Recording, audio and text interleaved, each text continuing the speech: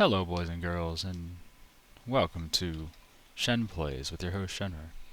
Now, this is just another little peek into what's going on in HRE Death Taxes. They've released 7.1. Obviously, a lot of bug fixes. There's still more to do. They're working on it. Some province names still a problem. Like over here in South America, here's a problem right here. Antiochu with the U with a hat on it, and then like a funky bracket. They're not supposed to have that. It's just a, text file that needs to be fixed. But there's some nice stuff in 7.0, I must say. Like colonization, I've focused Pommerania on colonization. You can see we took the idea Quest for the New World, which gives you colonial range 50%, and colonial ventures, which gives you plus 0.4 colonists per year. Now, normally this would be a +1 colonist per year, so they've reduced that by more than half, which is, I think, very, very good.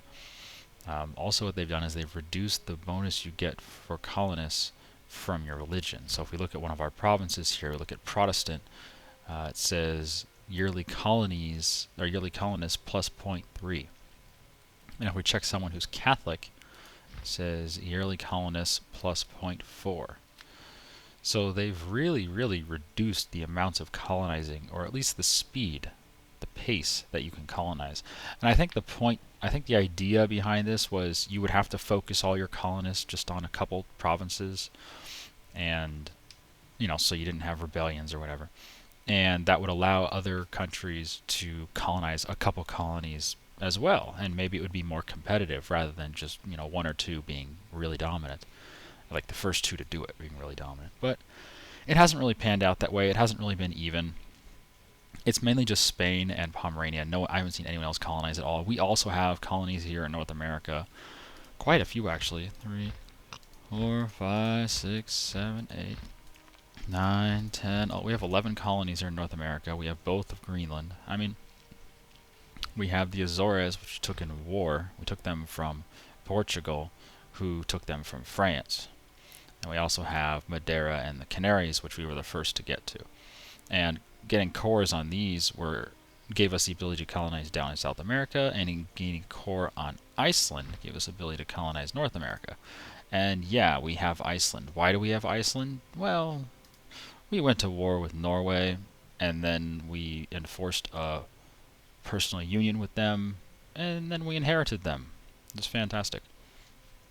So we took all of Norway, all of Sweden, a little bit over here from Novgorod, a little bit over here from Lithuania, and a little bit over here from Poland, and quite a bit here from England. England's just, well, they deserved it. Really, they were just attacking everyone. Now it's Milan and Burgundy attacking everyone, and we're going to have to do something about them. But, I'm in no rush. Just want to let you guys see what's going on in the world. Ethiopia's doing really well.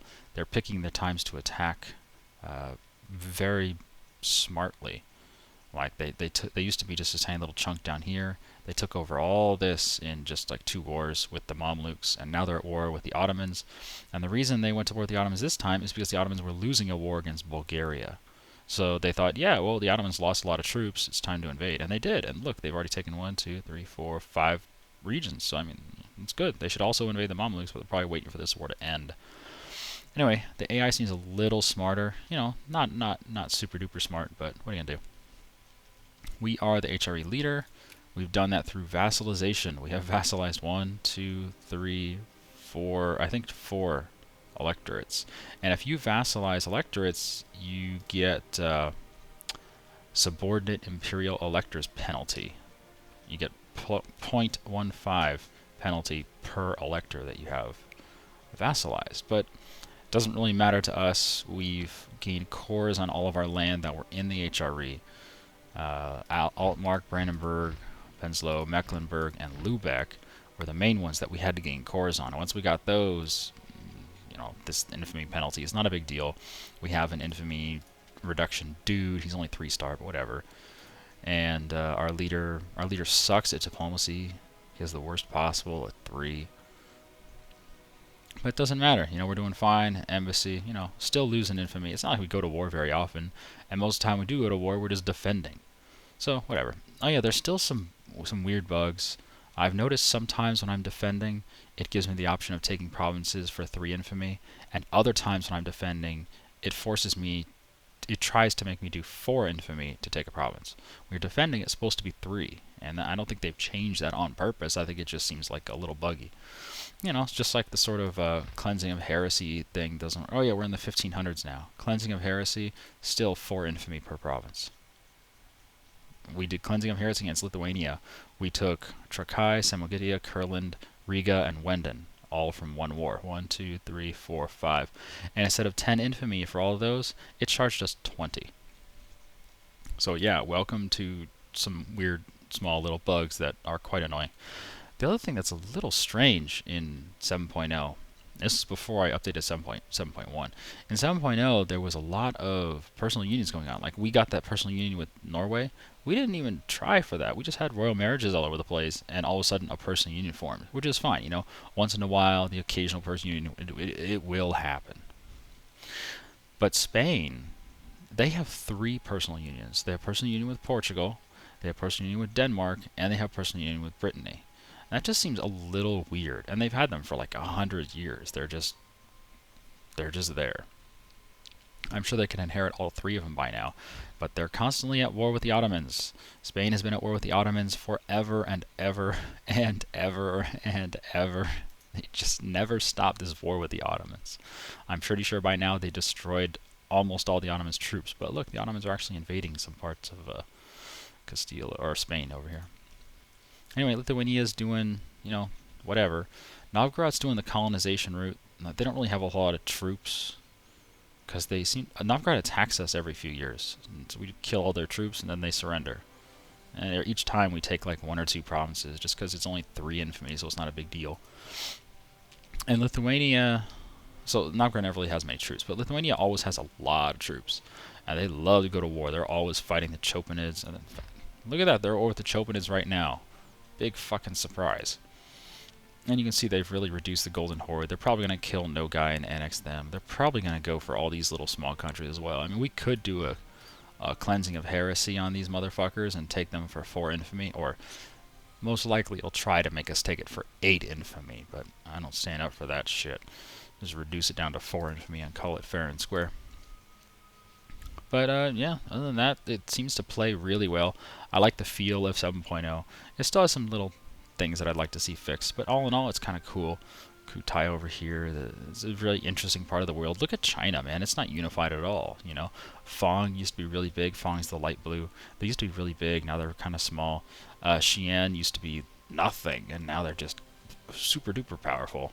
Ming, of course Ming's going to be powerful, you know, but they're kind of expected to do that. But it's been very slow and gradual. It's been, look at that, it's been 200 years since we started, and Ming has, you know, just barely started to flex its power. Because this is the point, the breaking point right here. Are they at war right now? No. Dai Viet, Langzang. So they have no big allies. All their allies are small. And this is the point here where all these guys, they have the option of ganging up on Ming. And if they do, if they actually team up and fight Ming together, they'll probably destroy Ming. You know, Ming's very vulnerable like this. I like that. And I know the creators of the mod spent a lot of time introducing changes in India. So I would love to play one of these new Indian states just to see how things go. Maybe we should be light pink. You want to be light pink? Little rainbow flag. Man, that's... wow. Anyway, they added a ton of little provinces in here. Rajkot, Halar... Bhavganar, Sin Delta, Ran, whatever. They just added provinces everywhere, and it's good and it's bad. It's bad because it really adds a lot of power to India. I mean, India has always been very powerful in this game. It's just like China. There's a lot of provinces in it, and with Death Taxes 7.0, they went back and they added even more provinces. I mean, like a ton more. It's not like 10 more provinces. They probably added like 50 more provinces. All these little things in here. There were some of these previously, but now there's a lot more. I mean, they just add more. All down here, a lot more provinces. You know, which is fine. It's going to make the game play differently, which is great. I love playing differently, but it's going to be a significant power base, much more significant than it ever was in the past. So we'll see how that plays out. Yeah, I would love to play one of these little nations, or maybe one of the Chinese nations. I don't know, whatever. Maybe somebody in between who's not related to either one and try to kill them all. But they've also altered the map too. You can see the Himalayas have a distinct line now that's completely impenetrable. And you can't even get past the Himalayas until you go way up here. So you know you're not going to have Delhi invading Tibet. It's just not going to happen.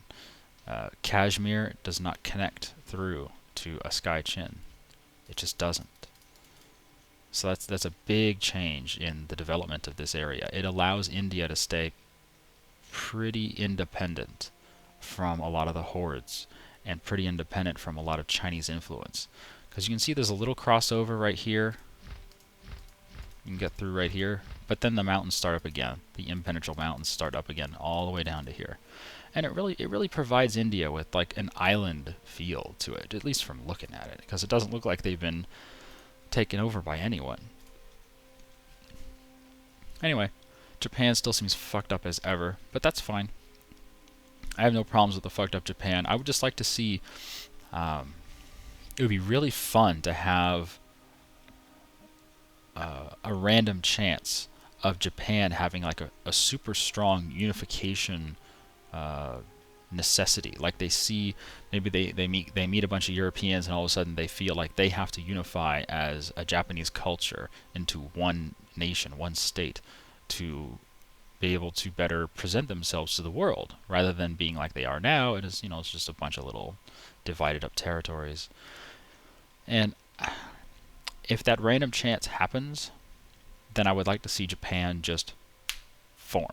Whoever has the most provinces, in this case, it's probably these guys, the Hosokawa. Whoever has the most provinces would just inherit all of Japan. I would love to see that happen just as a random chance. Because then Japan would be a major player in Asia, and Japan is never a major player in Asia. All the death and taxes campaigns I've ever done, Japan doesn't do jack shit because they're never unified. I would love to have a random event where Japan just unifies. It just happens. And then that would totally change, this part of the map. It would be like, oh shit, there's a huge threat over there, and they're trying to westernize, and some of them are Catholic, and it's just crazy shit. Yeah. So that would be kind of cool. They're focusing on the East with 7.0, so that, India and China specifically, but also Indonesia. I would love to see some attention to Japan as well. In Africa, I like this. Swahili has taken over a lot of stuff. Swahili is actually colonizing as well. You can see they have the Bedouin Arabic culture, so you can tell no, it's not Swahili, is it? Swahili is Swahili culture. Who's the Bedouin Arabic? Oh, it's Oman. It's always Oman. Oman colonized down here, and Swahili took it from them. Silly Oman. I was going to say it would be nice to see Swahili colonizing for a change, but nope, they didn't. It was Oman. Anyway, that's what's been going on. There's not a whole lot else to say. I've noticed the naval combat is pretty basic. We took out a lot of English navies because English, I don't know if they changed the naval combat AI, because England, what they were doing during our wars, when England had huge navy, they had like 150 large ships. That was just their large ships. Then they had a bunch of galleys and other shit too. They sent their big navy like 110 out of 150, and they sent 110 of them to go sit docked in London and do nothing. They did nothing. They didn't patrol around. They didn't try to engage anybody. They did nothing. And what they did is they sent 4 ships to Dogger Bay. Then they sent 4 more ships to the coast of Holland, 4 more ships to Heligoland Bight, 4 more ships to Skagerrak, 4 ships here, 4 ships in every single water territory. And I'm like, is this really happening? They just spread out like just really haphazardly. It's like we're gonna go for full blockade of all of Pomerania's ports. We had a lot of ports. So what we did is we had our navy, which was 17 large ships. That's right, 17 large ships. I probably still have that navy right here. There it is. Look, 17 large ships. They're still here. Oh, it looks like our admiral died. Whatever. So we had them sitting here in Vorpommern, and I felt like I wanted to see what would happen if we just engaged one of these little 4-ship English navies with our. We had a really good admiral because we had an event happen where like a master admiral happened. So we had like a 4 and 5, a 4 fire and a 5 shock or whatever that is. Fire and shock. Yeah, fire and shock. Still fire and shock. We had like a 4-5, and he had a maneuver of 3. He was just an excellent admiral. Just an event happened. We got a good admiral, so I'm like, we'll just try it out. So we undocked into these 4 English ships, and we just slaughtered them.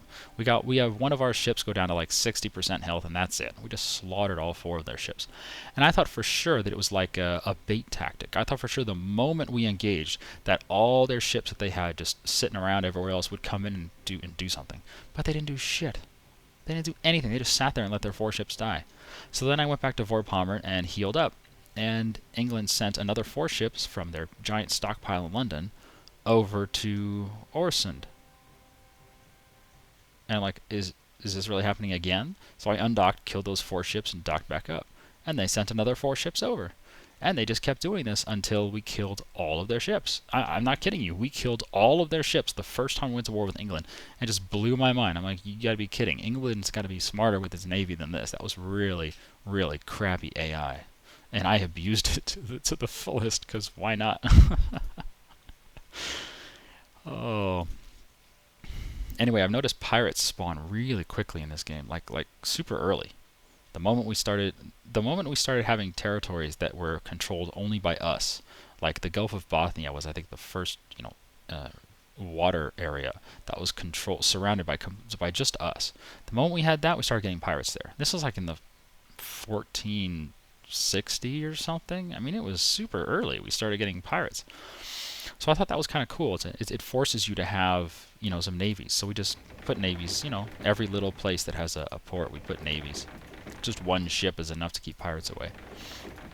But we have to put them everywhere, so that's what we've done. Even though we've done that, naval support costs are not that high. It's only 7.8 gold per month for 72 ships. And that's cheap.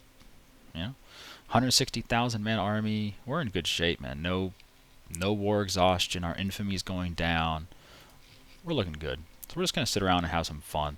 Just relax, put our feet up, take care of the rebels. There's huge revolt risk. Huge revolt risk. The moment you hit 1500, you start having different religions. Obviously, we switched to Protestant. That's the dark blue. The moment you hit the 1500s and you have different Catholic sub-religions, I couldn't believe how much revolt risk there was. I like it. I like it a lot. I wish there was more revolt risk. I wish the moment rebels were successful, that they would spawn their own country in that little area. Like at one point, Mecklenburg was successful. They were Catholic. Oh, now they're reformed. Look at that. Anyway, they were Catholic after we converted to Protestant. So they had a rebel army here. And it was like 18,000 guys because it spawned twice. It was 9,000, and then it spawned again before I could get my army there. And their army actually beat my army because my army didn't have a fucking leader. So they had 18,000 guys here. I figured, fuck it, let them rebel. So I let them rebel. They succeeded, and then we came in with 3 armies and killed them all. It'd be really cool if they succeed in their rebellion, that they could actually spawn just a little one province minor. It's like, why not? I mean, they won their freedom by taking the province. They had 18,000 troops there. That's enough to defend yourself. Yeah, but no, the game just lets you conquer them eventually. I think we waited like 2 years before we went back and conquered them. It's like, whatever. I mean, there's no rush. It'd be nice if there was a rush. I guess I'm just playing too much Crusader Kings 2, where, when there's a rebellion, shit goes tits up instantly. You have to be on that. But in this game, rebellions are nothing. It's like, who cares? Anyway, I think that's enough of me rambling on about nothing. If you guys have any attention span left, I would encourage you to check out the EVE Alliance Tournament 10, which is going on presently. It's every weekend, including this coming weekend. This coming weekend is actually the last weekend. Just go to eveonline.com, go to Alliance Tournament 10. It's a big button on the bottom right of the screen on the main page. And check out the live feed, and that'll be this coming Saturday and Sunday. Now, if you're listening to this beyond July 2012, like if it's August 2012 or if it's December 2019, then don't bother. That Alliance tournament's over. But I'm recommending you go check it out because there's a lot of interesting stuff going on. The main team that was supposed to come back from last year was banned. That's Hydra Reloaded. They were banned entirely. And it's like, well, you can't play. So now that it's like it's almost like a free-for-all. Even the best team that's still around, which is Pandemic Legion, even they lost yesterday, and it's like, whoa, it's like, what the fuck, so shit's going crazy in that tournament. That looks like it's just a lot of fun to watch. So anyway, thanks for watching. This is Shenwer from Shen Plays, and I'll see you guys later. Have a good day.